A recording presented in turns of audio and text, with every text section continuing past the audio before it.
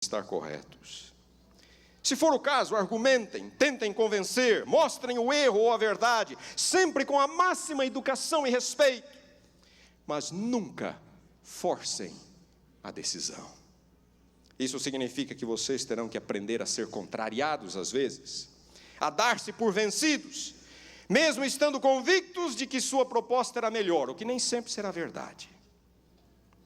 Às vezes, ficamos sabendo de líderes que não sabem perder, que não sabem ser voto vencido e que se utilizam dos recursos que julgam necessários, o que pode incluir até mesmo o dolo e a mentira, para alcançar os seus interesses e ambições pessoais.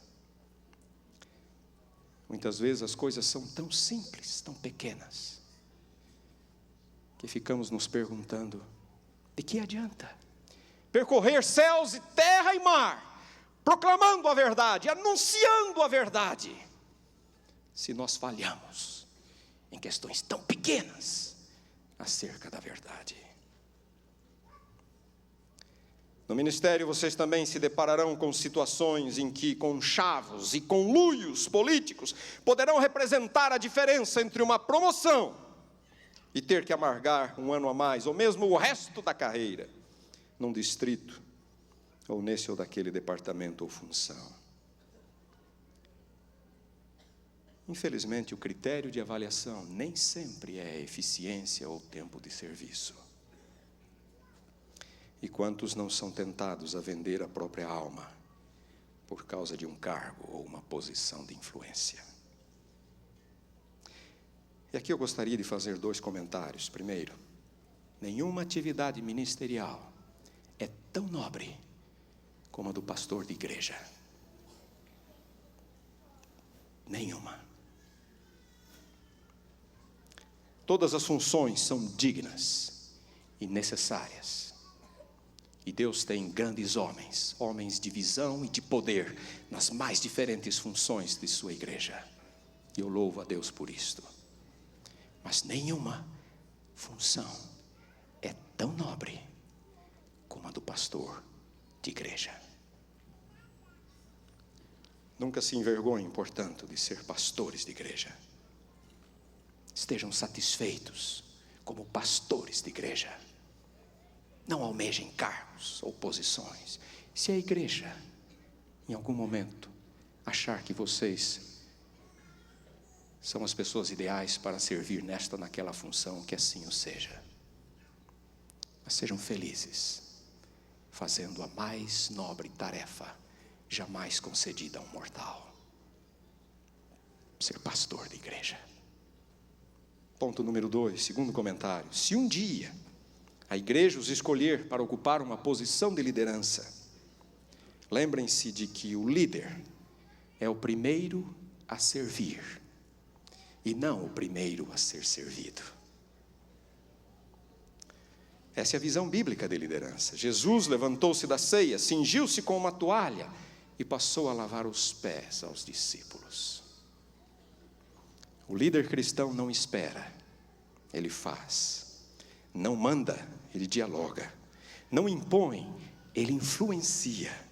Não cobra, ele dá o exemplo. O líder cristão não é servido, ele serve, até porque a igreja não é dele, nem nossa. A igreja é de Deus. E nós somos apenas servos do Supremo Pastor. Eu poderia continuar falando, dando outros exemplos. Apenas quis mencionar algumas situações no ministério em que a integridade de vocês será testada. E vocês correrão um sério risco de trocar a consciência pela conveniência, de buscar o interesse próprio, de agir com segundas intenções, de sacrificar princípios em troca de algum benefício, enfim, de imitar o Paulo de Jerusalém em vez do Paulo de Antioquia. Apenas estou aproveitando este momento para levá-los à reflexão quanto aos valores que têm norteado a sua vida até aqui e que vão norteá-la de hoje em diante. De vez em quando nós nos deparamos com situações que nos levam a uma profunda reflexão quanto à vida. Segundo os estudiosos, o encerramento de um capítulo como a formatura, por exemplo, a superação de alguma crise muito intensa, ou a realização de algum sonho ou propósito longamente acalentado, são todas situações que podem nos levar à reflexão. A outra situação é quando nós mesmos violamos algum princípio básico, causando problemas a nós mesmos ou alguém próximo de nós. Em tais situações, nós nos perguntamos: por que estou aqui? Onde quero chegar? O que é que eu desejo para a minha vida? Esses são momentos em que temos que ficar face a face com ninguém mais a não ser nós mesmos. A pergunta que vocês, formandos, têm de responder neste momento é: o que eu vou fazer da minha vida?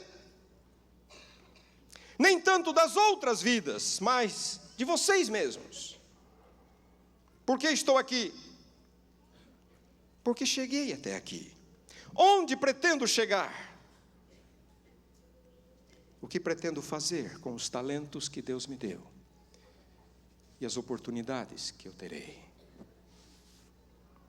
É importante lembrar, porém, de que da perspectiva cristã, integridade não é sinônimo de perfeição absoluta. Uma pessoa íntegra não é um perfeccionista moral, mas alguém em processo de aperfeiçoamento. Não que não haveremos mais de cometer erros, mas que estamos em processo de cura e restauração daquilo que ainda nos representa um problema. A maior batalha que todos nós temos que travar não é contra o secularismo, não é contra a incredulidade, não são as tentações de fora que nos assediam.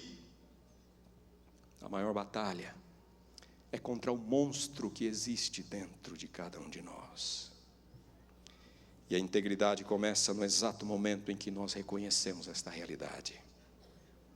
No exato momento em que a encaramos de frente e passamos a cooperar com Deus para que Ele restaure em nós a sua imagem.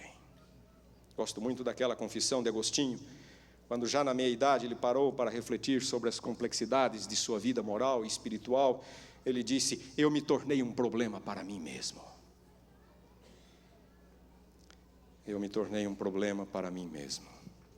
O reconhecimento dessa realidade é o primeiro passo para a restauração. Sem ela, nossas supostas conquistas morais não passarão de mera hipocrisia. Afinal de contas, a pessoa verdadeiramente íntegra não é aquela que age corretamente, mas aquela que se preocupa acima de tudo com a motivação por detrás da ação. Limpe primeiro o interior do copo, disse Jesus, para que o seu exterior também fique limpo. Numa de suas máximas, Confúcio declarou: para pôr o mundo em ordem, temos primeiro que pôr a nação em ordem. Para pôr a nação em ordem, temos primeiro que pôr a família em ordem. Para pôr a família em ordem, concluiu Confúcio, temos primeiro que pôr o nosso coração em ordem. Integridade começa pelo coração. Na verdade, integridade começa e termina pelo coração. Porque quando não restar mais nada e mais ninguém, quando os olhares daqueles que nos conhecem não mais estiverem por perto, quando nossas ações se perderem no silêncio e escuridão e ninguém aparecer para pedir explicações, ainda assim, nós teremos que encarar a nós mesmos e viver com a lembrança boa, com a imagem boa ou ruim do nosso próprio coração. Durante toda a sua administração, Abraham Lincoln esteve sob enorme pressão, especialmente durante os anos da Guerra Civil Norte-Americana. E embora soubesse que haveria de cometer erros, ele tomou a decisão de nunca comprometer a sua integridade. Tão grande era a sua determinação que uma vez ele declarou: eu desejo conduzir os assuntos desta administração de tal modo que no final, quando eu entregar as rédeas do poder e tiver perdido todos os meus amigos sobre a terra, pelo menos um amigo possa me restar, o amigo que está dentro de mim. Afinal de contas, integridade não é medida por mais nada, cargos, posições, número de amigos. Integridade é medida por uma consciência e um coração limpo diante de Deus. E isso é algo que ninguém poderá jamais tirar de vocês. Jamais. Os homens poderão fazer-lhes mal, prejudicar sua vida e sua carreira, mas jamais serão capazes de tirar do seu coração a sua integridade. O Paulo de Jerusalém comprometeu a sua integridade. Trocou-a pelo que considerou ser mais conveniente naquele momento. Mas o tiro saiu pela culatra. Ele acabou sendo preso, justamente o que ele queria evitar. Acabou sendo preso. Foi levado para Cesareia, onde passou 2 anos atrás das grades. Daí foi enviado para Roma. Quase morreu no trajeto, naquele episódio do naufrágio. Chegando em Roma, cidade que ele não conhecia e planejava visitar e evangelizar, ficou mais 2 anos presos, acorrentado a 2 soldados. Um tremendo golpe em seu ministério, quase 5 anos perdidos, por causa de um ato de fraqueza. Mais cedo ou mais tarde, todos nós teremos que arcar com as consequências de nossas ações. No caso de Paulo, isso aconteceu imediatamente. Mas ele teve a chance de repensar sua vida e refazer o seu erro. Pouco antes de sua morte, ao fazer o balanço de sua vida, Paulo exclamou: combati o bom combate, acabei a carreira, guardei a fé. Desde agora, a coroa da justiça me está guardada, a qual o Senhor, reto juiz, vai me dar naquele dia.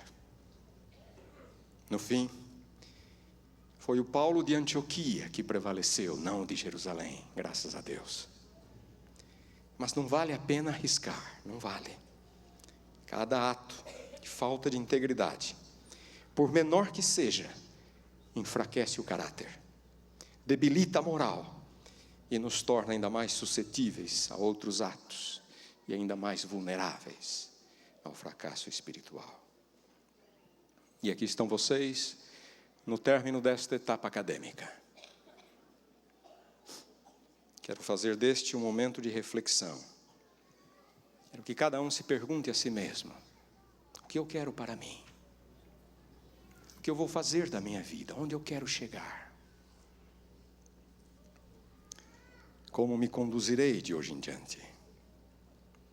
Entre o Paulo de Antioquia e o de Jerusalém, sigam o exemplo do Paulo de Antioquia.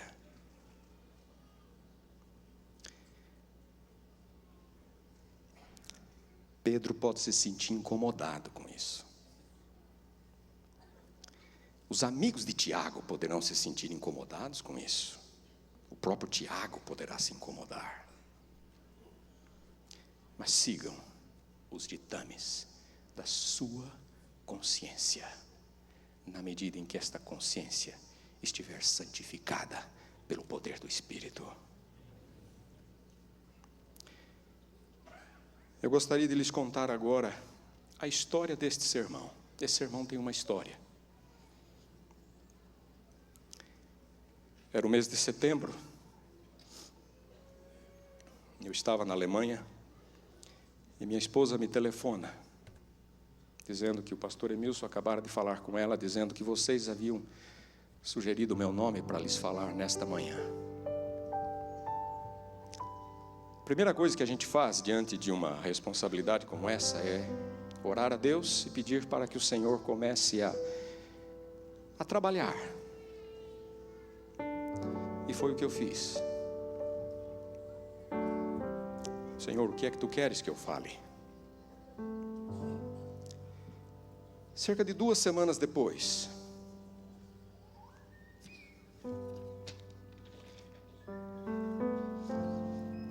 eu recebi um e-mail.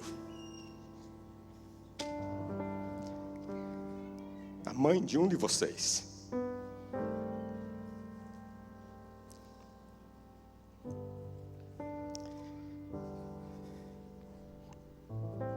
no e-mail ela diz assim: meu filho está se formando, pastor. Eu fiquei feliz quando soube que o senhor vai falar e tomei a liberdade de lhe escrever este e-mail. Há uma citação de Ellen White que eu acho um dos textos mais sagrados dela.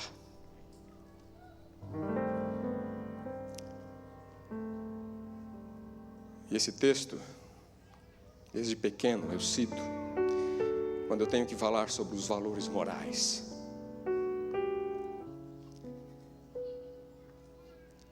Eu espero que ele, o meu filho, viva imensamente esse texto todos os dias, como pastor, como um homem separado de Deus. Nosso objetivo aqui na terra é apenas fazer a vontade dele. O texto é esse que está no boletim de vocês, na última página.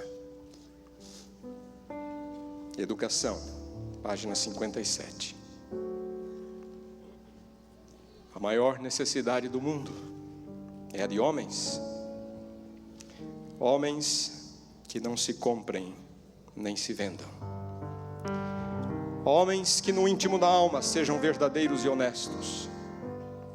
Homens que não temam chamar o pecado pelo seu nome exato. Homens cuja consciência seja tão fiel ao dever como a bússola ou é ao polo.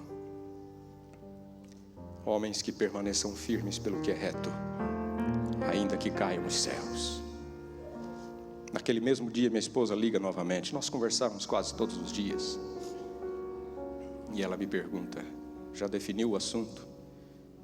Eu falei: eu acho que já. Eu estava pensando num tema. E hoje eu recebi um e-mail. Eu estava pensando em concluir o meu sermão com uma citação de Ellen White. E hoje eu recebi esta citação num e-mail. Eu acho que eu já defini o tema. Isso foi em setembro. Cheguei de volta ao Brasil na sexta-feira passada e pela primeira vez acessei a Nominata. Pela primeira vez. Vi as fotos de vocês estão todos bonitos lá. Alguns estão até irreconhecíveis. Mas pela primeira vez eu vi o lema de vocês: homens que não se comprem nem se vendam. Esta é a história desse sermão. Nós vamos ouvir uma música agora. Enquanto esta música estiver sendo cantada, se vocês realmente quiserem ser homens que não se comprem nem se vendam. Eu não perguntei para as demais mães ou pais aqui presentes, mas eu tenho certeza que este reflete o desejo e a vontade de cada um deles. Posso lhes garantir que é o desejo e a expectativa de toda a igreja para com vocês.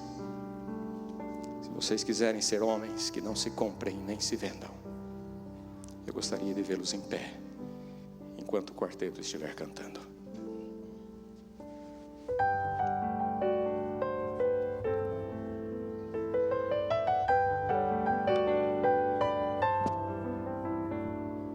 Vivemos os dias finais,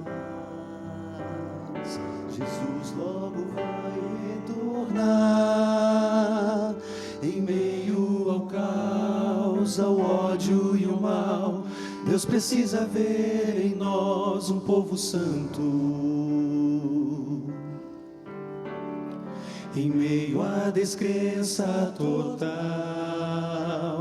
em meio ao ódio mortal, Deus precisa ter, Deus precisa ver servos fiéis e leais.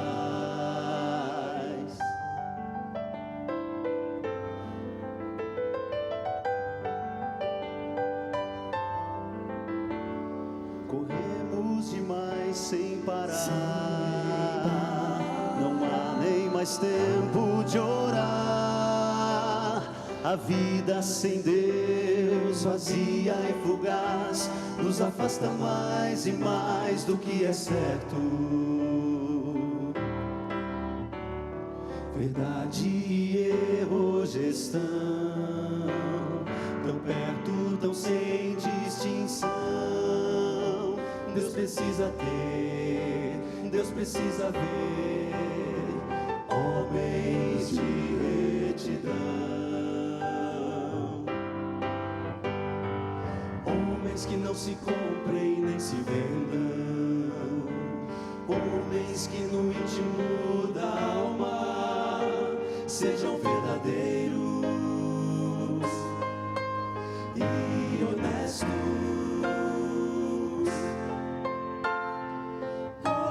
Que não temam chamar o pecado pelo próprio nome, de consciência fiel ao dever, como a bússola o é ao polo.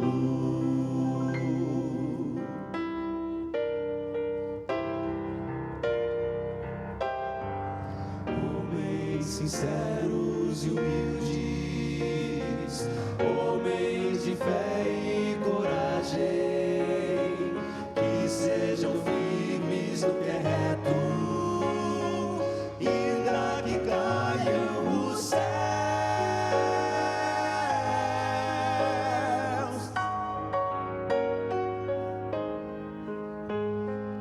Homens que queiram a paz, homens que vivam o amor, homens sensíveis à voz do Espírito. E sejam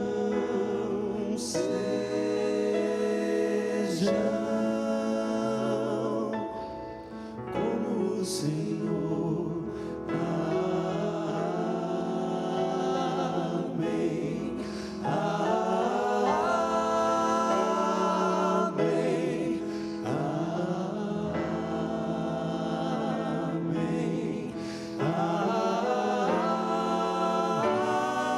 Amém.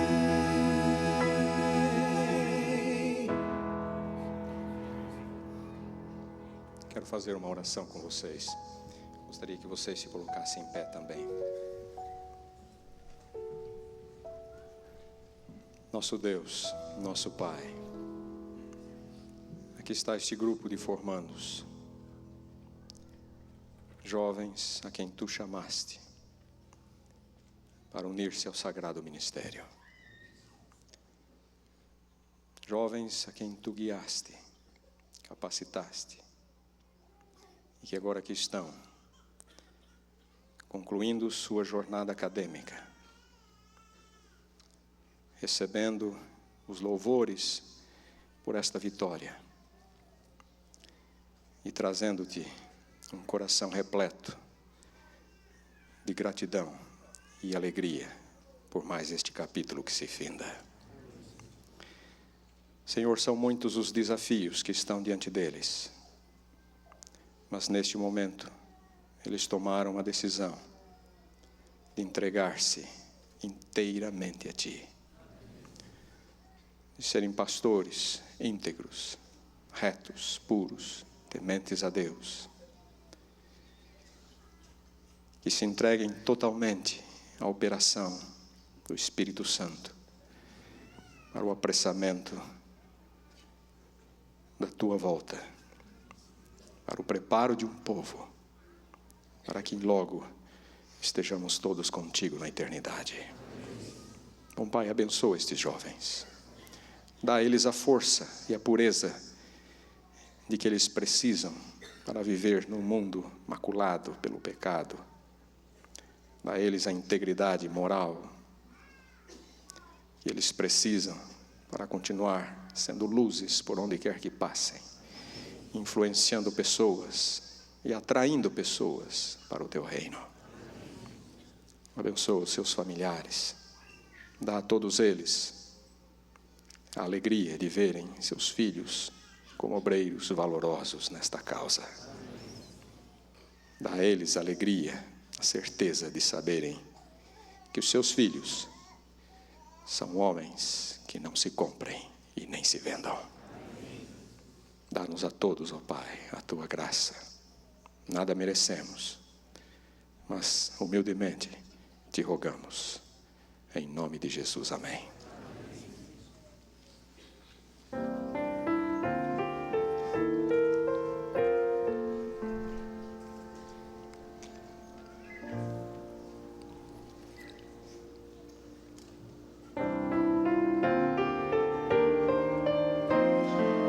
Vem, Senhor, Senhor.